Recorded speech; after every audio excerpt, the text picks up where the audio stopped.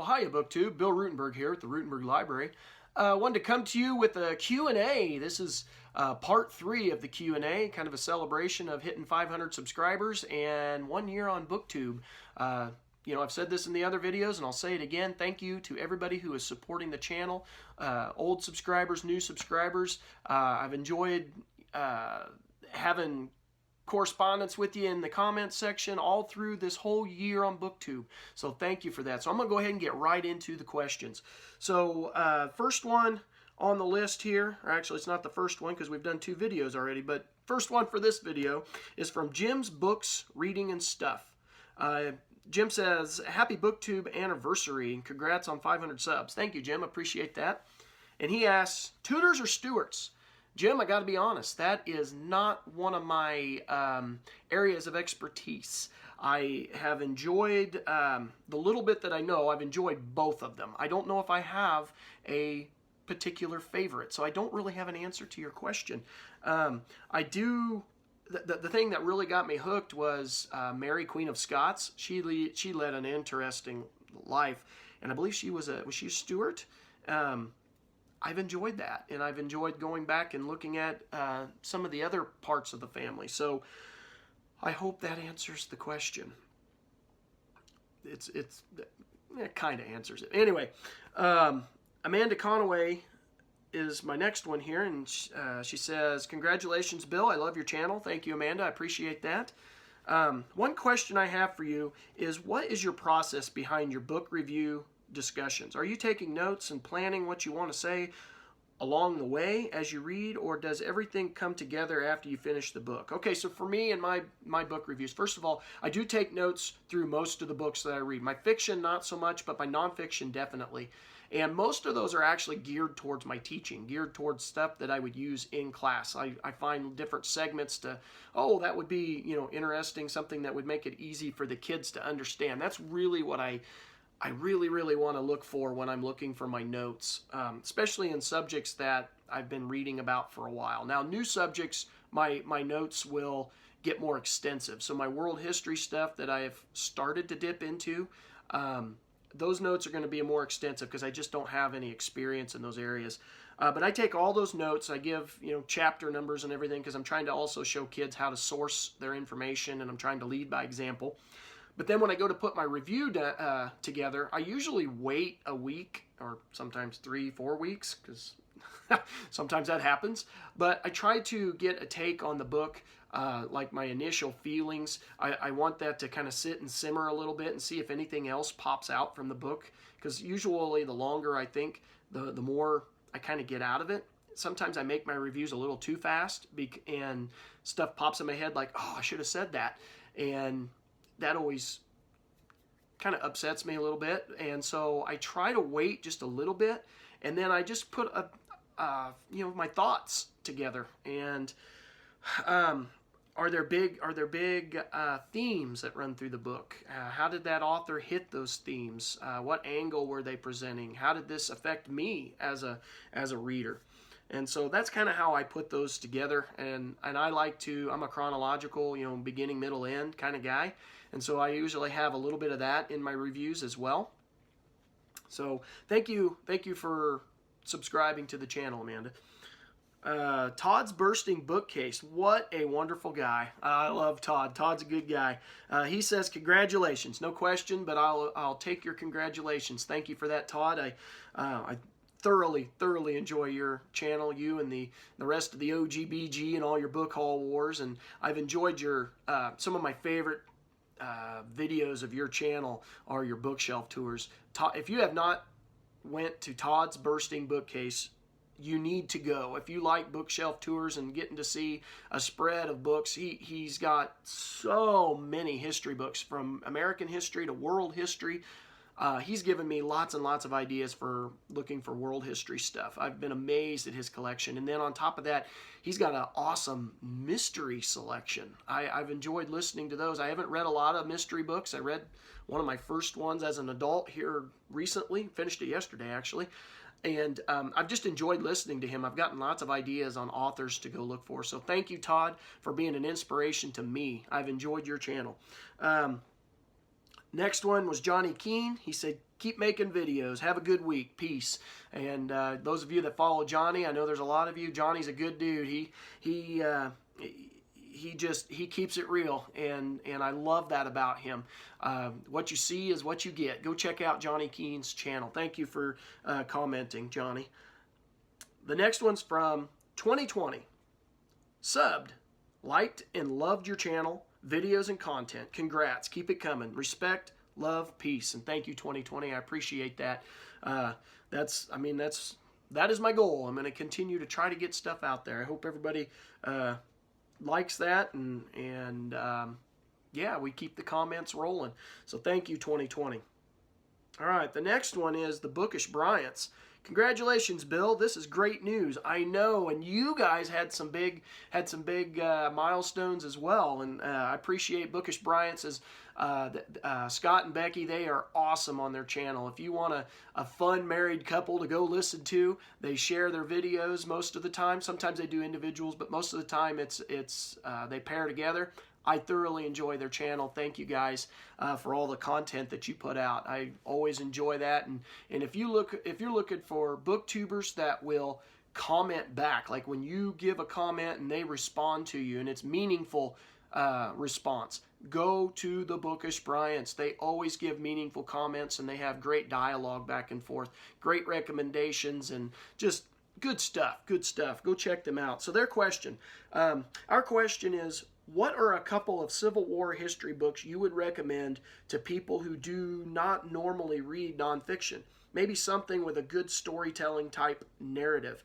Thank you, and again, congratulations to an amazing booktuber, Scott and Becky. So, for me, I think if you're a beginning Civil War person and you want something that just reads well, the narrative, I think that Short History of the Civil War by Bruce Canton and the rest of the Bruce Cantons. The short history is a short, I don't even remember how many it was, but it is a short book and it's easy. It gives a good overview. I would recommend that. But then he's also got some longer series, like some trilogies on the Civil War, and highly recommend those as well. Go check out Bruce Canton. The narrative is awesome. From what I hear, Shelby Foote, now I'm going to be partaking of this in March, so I have not read this yet, but that is what everybody says about Shelby Foote as well. Is go read Shelby Foote. They're big books, but they're easy to read. They're good.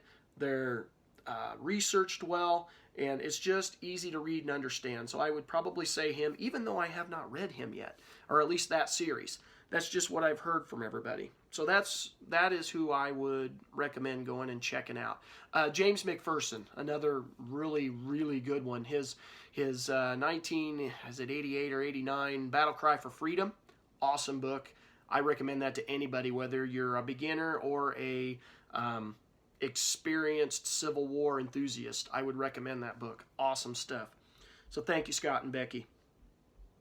Next one comes from Sean D. Standfast. Congratulations, Bill, on both milestones. You've touched on my question already, I think, but not fully. And his question is, a large part of your history reading seems to be centered around your teaching.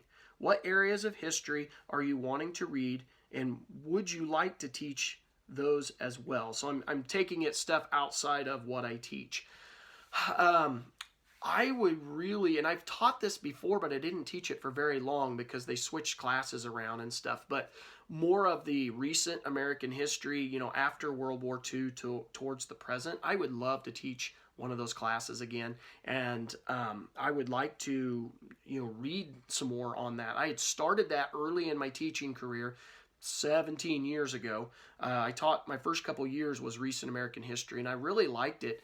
And I'll be honest, I sometimes get jealous of World War II enthusiasts because that was part of my recent American history, and I had started to build up a collection, but I switched schools, switched teaching, switched topics I was teaching, so I didn't get to. I'd love to go back to that recent American and get into like the Cold War era and just I don't know, there's just so much to learn about there.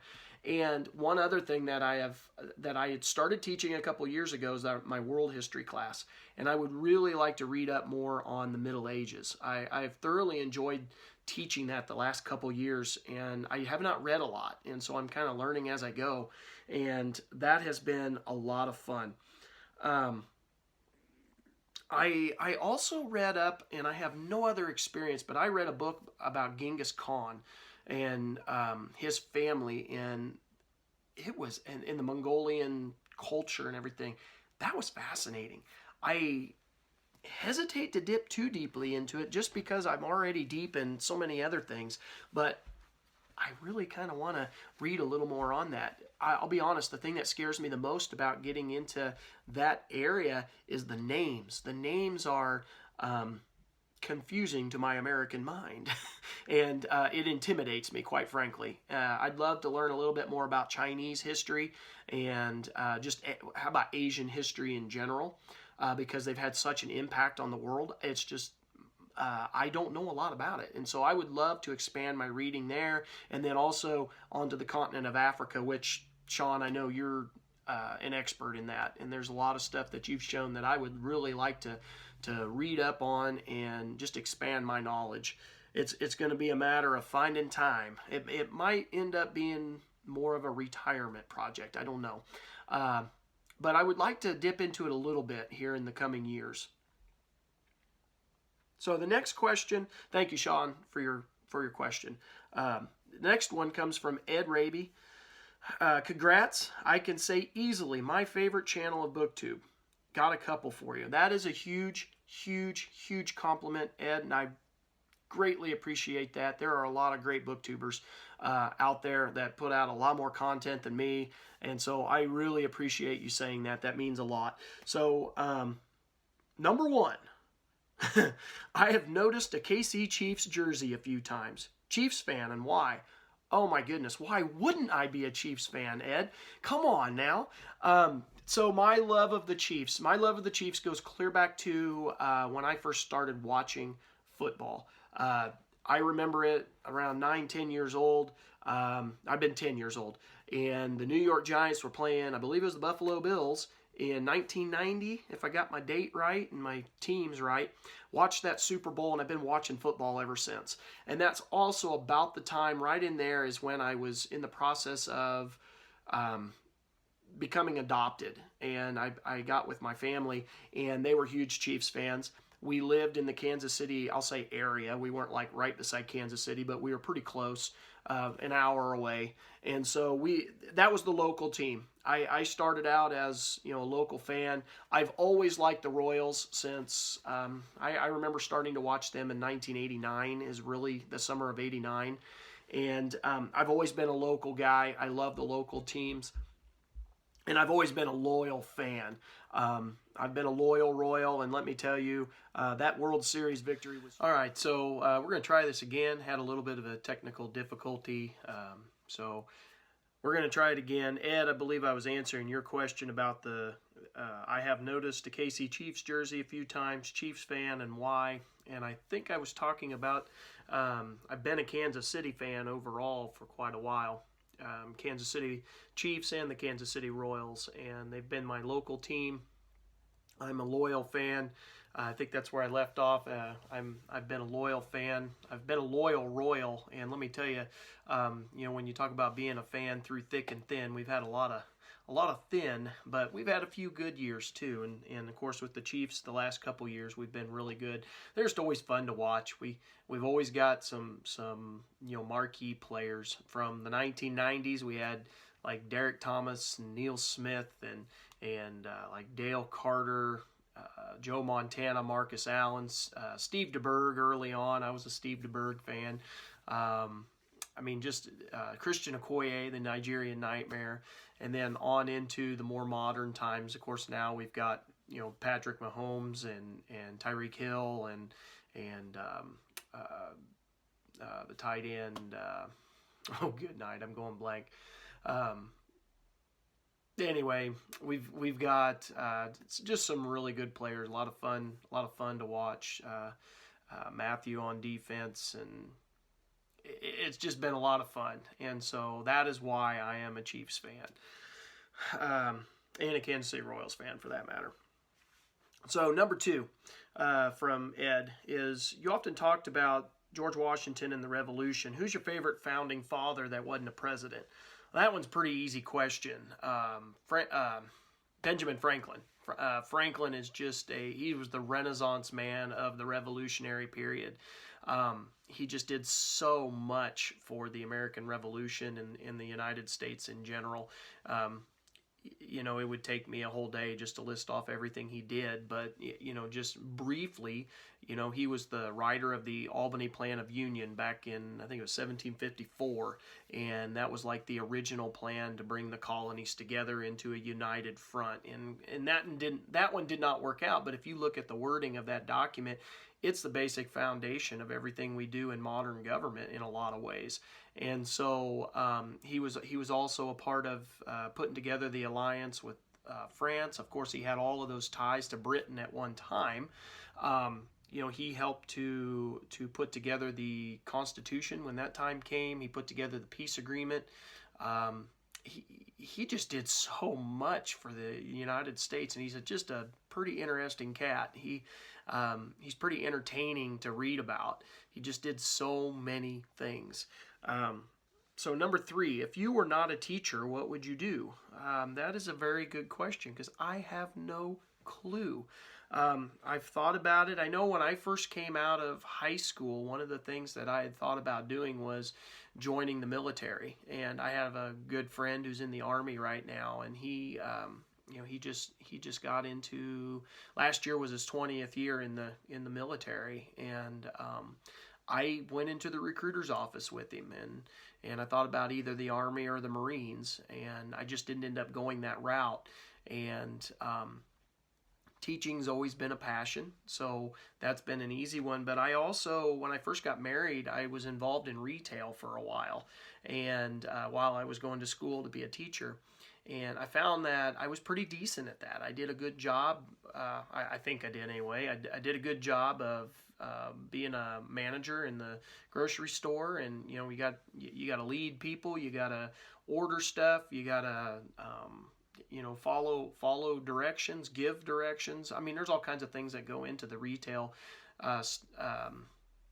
atmosphere. But I found it was not for me simply because the bosses that were over me sometimes, and I'm not saying like my immediate bosses, I'm meaning the bosses of the bosses, sometimes they just didn't make really good decisions when it came to the store overall. And I struggled with, just the idea that stuff's going to go wrong, and it's so easily fixable.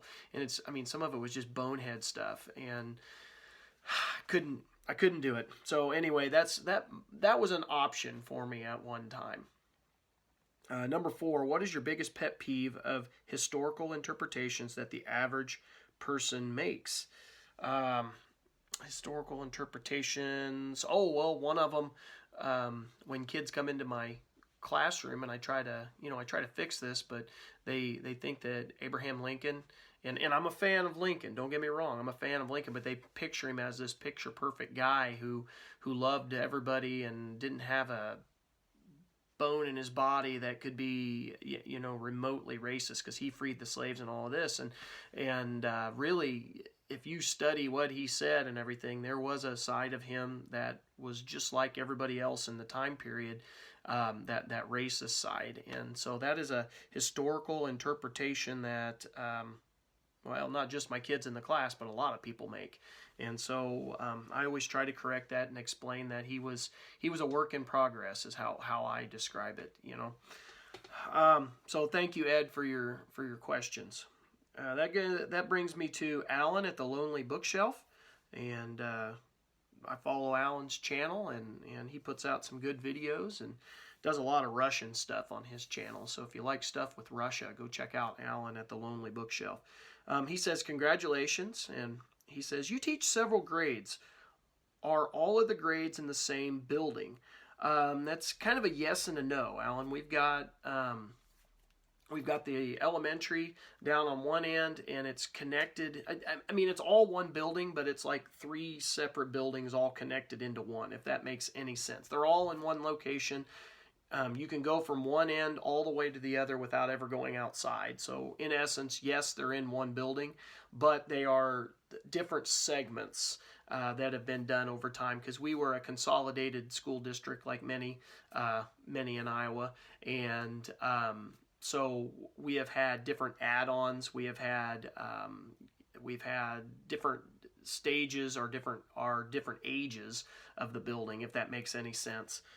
So yeah, we are in the same building, but we're not at the same time, because they are 3 segments of the building. And the middle school wing where I am located is the newest part of the building, and it was put in like 1999, so it's a fairly new section of the building.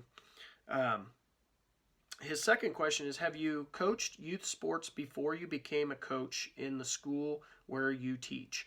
And so I actually coached in the previous school that I taught at before here. So I went through college, and right out of college I got 3 coaching jobs in the first school that I taught at. I coached middle school football. I was the assistant high school girls basketball coach, and then I also did boys and girls track. And so I did all 3 of those for 2 years at the previous school I was at, and I learned a lot in those experiences. It was being thrown in the pool head first a little bit, but I had played sports growing up. I knew a little bit about all those sports, and I was still young enough to remember what my coaches did with me. And I would say maybe probably my biggest dilemma was I was young and thought I knew everything, just like any young person.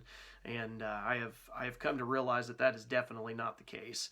But hope that answers that question. And then the last question, or did you have to research about coaching youth sports? Okay, so I learned under fire, so to speak. But I've also, I have bought books, and I think I've showed some of those in my bookshelf tours maybe. But I've got coaching books upstairs that I've read where I have learned a lot of new stuff. And like I said, I played in most of the sports, so I knew a little bit about them, but I also took college classes on it, because here in Iowa we have to have a coaching endorsement, which involves a series of classes on just various stuff. Anything from knowing your bones and muscles to first aid to just being able to the psychology of coaching, and just stuff like that. So I've had schooling, I've read books, and I have learned on the job. And so I've had some really good coaches that I've worked with, though. I've been very, very blessed in that respect. So thank you, Alan, for your questions. Pete's Ponderings. Well done, Bill. I loved your video about the last Neanderthal. In that vein, does your love of history extend to an interest in archaeology at all? If so, have you explored that interest much?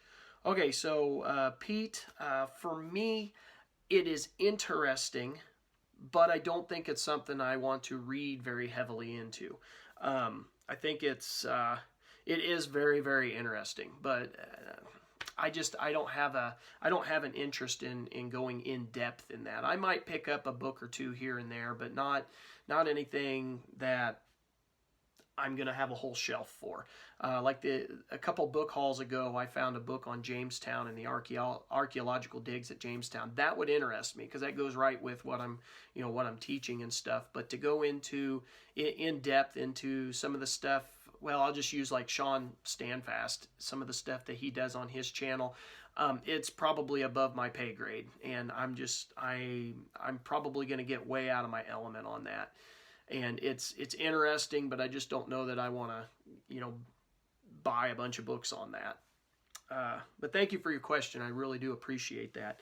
And I do appreciate archaeology. I don't want you to think I don't appreciate it. I do. Just probably out of my realm of expertise.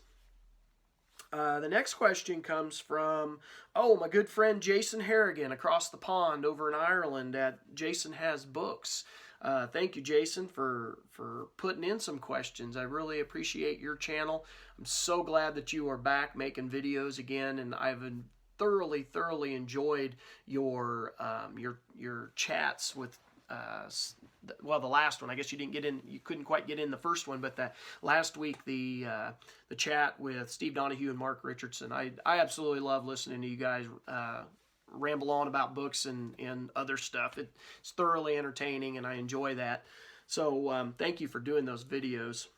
And he says, congratulations, Bill. Very well deserved.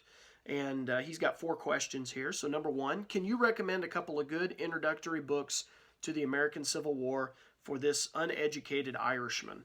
Okay, so Jason, if I was to recommend, and I think I had this question either earlier in this video or in another video, one that was very similar to that.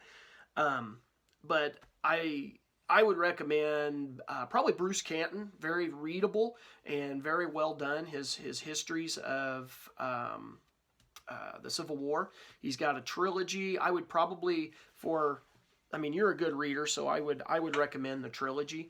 I would recommend A Short History of the Civil War for somebody who is not familiar with the Civil War at all. I would also recommend James McPherson's Battle Cry of Freedom. I absolutely love those. I know that Steve Donahue is a huge fan of Shelby Foote and the Civil War trilogy that he put together. I haven't read that one yet. I'm going to be reading it in March, but everything I have heard from that is, good to go. And if you've ever watched the documentary by Ken Burns on the Civil War, Shelby Foote did a lot of work in that. So I would definitely recommend those authors and books. Number 2, after U.S. history, what other periods or places of history interest you?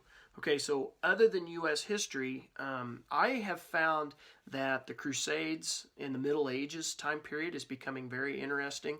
That is one that I just started teaching, and I really like that. I have not read much on it. I am working on that. I'm working on getting some books for my library on that.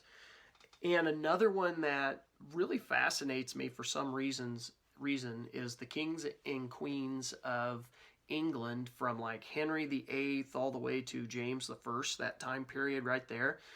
Mary, Queen of Scots, really kind of sparked an interest for me. I don't know why, but her story just did something for me. I'd watched a TV series on that, and then I read, what's her name? Antonia Fraser's biography on her, and it was excellent. And so I have just kind of started collecting books on, Elizabeth I and Mary, Queen of Scots, and just that time period there. And I hope to read a little bit more on that. Number 3, coffee, tea, or neither. So let me answer that question. Okay, I'm not going to tip it because it'll spill. But this is coffee. I drink it every morning, and since I've been at home the last couple days because of snow, I have drank it pretty much all afternoon. So I like coffee, but I'm not throwing tea under the bus here because I really like tea. When I was growing up, my mother would make Southern sweet tea, and I love it, but my wife thinks it's too much sugar. She says something about wanting me to have teeth when I get older. I don't know who needs those. I don't know, but anyway, so we don't drink a whole lot of sweet tea in the house just because of that, but I do like it. Number 4, you've spoken openly and inspirationally, I must say, about your childhood challenges. Did that experience feed into your decision to become an educator, coach? Onwards and upwards, Bill. Okay, so for me, that is the exact reason I got into education. I mean, I love history. That was a huge plus. I also tossed around being a PE teacher, also tossed around being an agriculture teacher. Elementary even was on the radar for a small amount of time. And teaching's always been with me, and it all goes back to my childhood, because my childhood was rough and rocky, as I've shared with you, and I was in and out of foster homes and stuff, and I'm okay with that. I share all of this with my kids because I want them to know that, if they're in a rough spot, I've been there and done that for the most part. And I want to be able to, relate to those kids. And so I share this with my kids all the time. And a lot of times what that does is it builds a really good foundation for trust and everything else. And they trust me. They enjoy being in my room, and through that trust, the enjoyment, and I try to make it lighthearted and fun. The kids really enjoy social studies, whether they did or did not to begin with. They usually enjoy it by the time they leave my room, and that's always my hope, is I can get them an appreciation for that. But my teachers, going back to my childhood, my teachers were the ones that really gave me the idea that I could actually make something of myself. I could get out of that downward spiral, and that the people that are stuck in poverty, oftentimes they grow up in it and then they end up in it, and a lot of it's just a downward spiral that can be hard to get out of.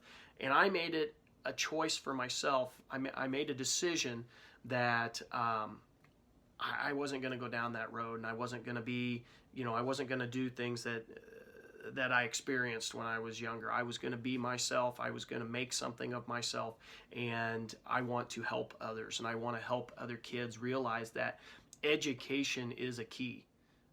You've got to figure out that people are there to help you, and take advantage of that help that they are offering and make the best of it. And so, yeah, I think that's my answer for that, Jason. So yes, my childhood did really play a part in what I've become. PJ Reed says, congratulations. Thank you, PJ. I appreciate that. They ask, who is someone who has been influential in your life? And wow, like in the last video where I ended, from where I come from to where I am today, I find myself to be a rich man, a very, very successful man. I do not say that with, the idea of money in mind. Being rich in life does not necessarily mean money. There are many other riches, and I have got a family that loves me, a wife that I adore, and I think she adores me.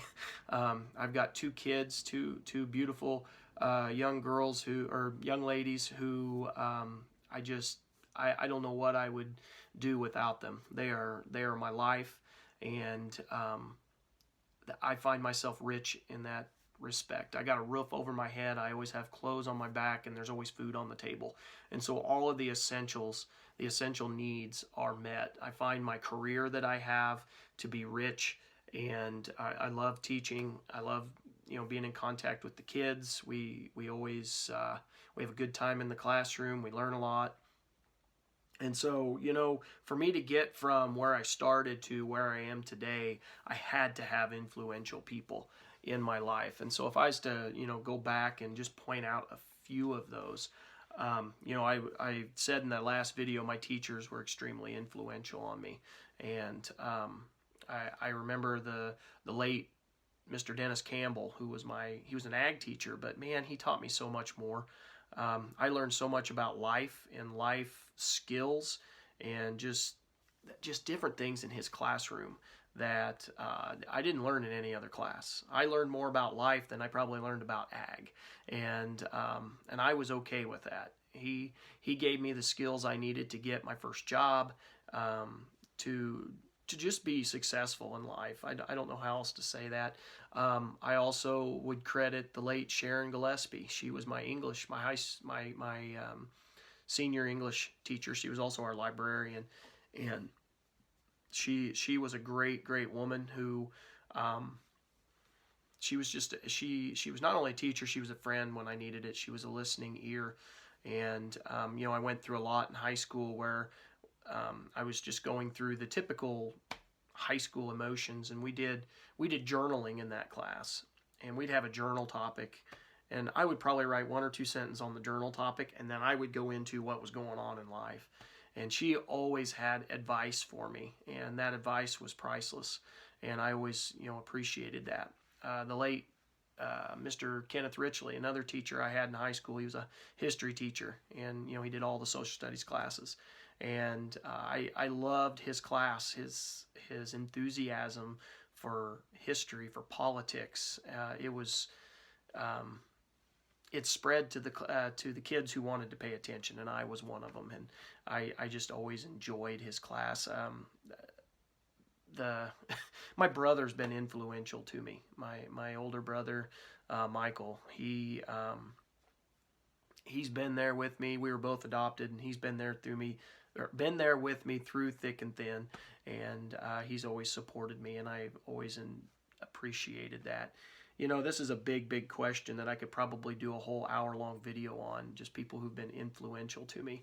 I'm going to leave it at that. I've had a lot of great teachers and a lot of adults that have been in my life that have taken care of me. A lot of my best friends' parents were there to help me out through stuff also, and I just really appreciate that. So PJ's next question: who is someone you've read about who has influenced your thinking? And then he's got Abraham Lincoln ? And Abraham Lincoln has influenced my thinking. He has made me believe that you got to do what's right. You've always got to do what's right and treat people right. And just the work that he did during the Civil War, when the decisions he was making were not popular decisions. Sometimes what is right is not easy, and what is easy, well, how's that old saying go? Anyway, I'm going to mess it up. But sometimes doing what's right is not an easy thing to do, and I've learned a lot from him as far as that goes. And then the last question is: who is an author who has influenced your reading? And by this, influence my reading, like directions that I want to go. I'm not sure exactly what you're meaning by that, but an author who has influenced my reading. So when I picked up, I didn't know a whole lot about World War II, and Stephen Ambrose has influenced my reading. Just listening to him talk about his writing and his writing process, and how he got to the books that went through the process to get the books wrote that he got published. He's influenced me, and I pick up all of his books. Joseph Ellis in the American Revolution, he likes to take these historical figures and bring them to life and show you what they're really like. And and he doesn't necessarily do that by tearing them down, but he shows you not only their strengths but their weaknesses. He shows their faults, but he doesn't do it in a way that you necessarily have to totally destroy and discredit the founding fathers. And so I really like that. So next question, or the next person who sent in questions was, and I might struggle with this last name, so I apologize, but Charlie Uliganoza. Hopefully I'm close. I apologize if I messed that up. I probably did, and I apologize. But all right, so the next question is from Charlie Uliganoza. Hopefully I'm in the ballpark on pronouncing that. I apologize. But he says, well done and happy anniversary. I know your reading interest is chiefly nonfiction, in particular American history. My question is, within that domain, would you say it's primarily books written by men, white men writers that you read? If so, would you say that's because you come across few women or people of color writing in this field? And could it possibly be that you are more naturally drawn to white male writers? Okay, so I'm actually gonna maybe go backwards to forwards on this. And I don't know that I don't think it is because I'm drawn to white male writers. When I read books, I don't go and see if it's a white or African-American writer, or male versus female. I could care less what color or sex they are. That does not affect my reading. Now, I will say, when I go to the store, the options that I've got in the used bookstore, I mean, there's no denying it. Most of them are white male writers. But that is not because I am going out of my way to, read white male writers over African-American writers or over female writers. I just don't do that. When I go across the shelf to pick my titles, I look for the topic and what interests me. And if it sounds like it'll interest me, I pick it up and I put it in the pile. I don't care about male versus female, white versus African American. That does not play into it. As a matter of fact, you can look on the shelf. I've got some books right in here by female writers. I've got here's a good one. Where is it? Annette Gordon Reed that I'm going to hopefully get to this year. I'm trying to make a point of getting to that one this year. And I've listened to her videos and stuff, and so she's female and African American. So that does not affect me. I don't do that. And so, yes, most of the collection is white male writers. I admit that. But that's because that's the options I have at the store when I go. Let's see here. So his second question is, my other question is the present political state of affairs. It can be said that the USA is going through a pivotal moment in its history and is divided as a society. Would this be a time for American history readers to look back to how the USA got where it is and what lessons might be drawn that could support America to start to heal? Thank you for your time and consideration. Here's to your next milestone, 750 subscribers. I totally agree. We are a divided society right at the moment, and it's really sad. I love this nation. I can't stress that enough. It bothers me that we are so divided. It bothers me that people look at other people not based on their merits, what they've done and the person that they are, that they look at them based on color or based on their sex or based on, whatever, based on their religion. I think it's sad that we look at that. That should not happen. It should be based on your merit. Who are you as a human being? And that's what I try to do. That's what I preach to my kids all the time, that you want to judge somebody based on who they are. You know what I mean? But what do they present to you? You treat them like you want to be treated. And I'm always an advocate for looking back at history, because history has lessons to teach. And, there's some things that we can figure out through studying history on maybe how to heal things. Now, what the answers are just yet, I don't know. And, not being a person that's not necessarily in power as far as in the government, I think it's going to have to start at our government. I think they're going to have to come to the conclusion that they want to work together and judge each other based on their merits and not other stuff. Based on what can they get done, what are their ideas, how can we make things work, how can we put it all together. And so thank you, Charlie, for your questions. I hope I've answered those. The next one is from, and hopefully I pronounced this right, Beto Ochoa. I'm sorry if I got that really wrong. Great video. What are some of your favorite books that you have read? And I've mentioned some of these already, but recently, how about I just do this last year? I read The Glass Castle. I really enjoyed that. I read Rick Atkinson's The British Are Coming. I really enjoyed that. I read some stuff on the Civil War that I really enjoyed. There was a James McPherson book that I read. I dipped into John Grisham again. Always enjoy that. So those are some of my favorite books that I've read. Second question is, do you know about Lincoln's Lie, a true Civil War caper through fake news, Wall Street, and the White House by Elizabeth Mitchell? I was not aware of that book, but I did look it up when I saw your question and I was copy and pasting stuff over. I did do a quick look at that, and it looks like a really interesting book. And so I hope to maybe find that, and it's on my possible books to buy on Lincoln. So thank you for bringing that to my attention. And then, have you heard about Abraham Lincoln Bookshop?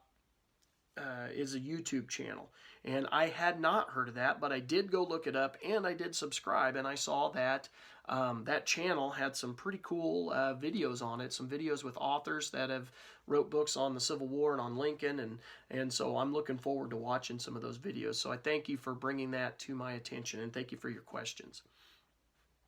The next one is from Max Libris. Max Libris, sorry. And the question is, what book could you have correctly judged by its cover? And your favorite genres. What book could I have correctly judged by its cover? Whoa, good night. That's a good question. Thinking about books that I've read lately, I don't know if I have an answer for that. All right, here's one. Here's a book I judged correctly by its cover. Homeland. This is an awesome book by John Jakes about an immigrant comes from Germany over to America. And if you look on this, you can tell he's a young man and he's got a camera on there. And I guess the book was, that was going to be his future in America. And guess what? I was right. So there's one that I judged correctly by its cover. And I thought it looked like a good book. That's why I got it. And it was a good book. It was one of my favorite books. Favorite genres would be nonfiction. American history would be where I would probably find my greatest love of books is in American history, Revolution, and the Civil War. And last question, since you read primarily nonfiction, do you have any fiction books that you want to read this year? If so, which ones? The Great Alone by Kristen Hanna, I believe was her name. That's on my desk right over there that I'm wanting to get read. I've started it. It's a good book. I've got a couple more Martha's Vineyard mysteries that I picked up at the library the other day. They're on the stack over there to get read. I would like to go back to my John Jakes, can't quite see it, it's off camera, but my John Jakes, North and South, Heaven and Hell, and Love and War, that trilogy. I would like to go back and reread that. That's on the list. And, oh yeah, New York. I wanted to reread right there, Edward Rutherford's New York. That's a book I'd like to go back to. Or London. I'd like to read London for the first time, along with New York. So those are some fiction books that I would like to read. And again, it's historical fiction. That kind of goes with my nonfiction genre. But thank you for your questions. I appreciate that. And so that brings us to the end of the Q&A for 500 subs and 1 year on BookTube. And I've said this in all the videos. I think I have anyway. Thank you to all of the subscribers, new and old. I've fully appreciated the conversations in the comment section with you. I've appreciated emails back and forth. And, I've gotten to do some buddy reads with a few of you through Voxer, and I've enjoyed that.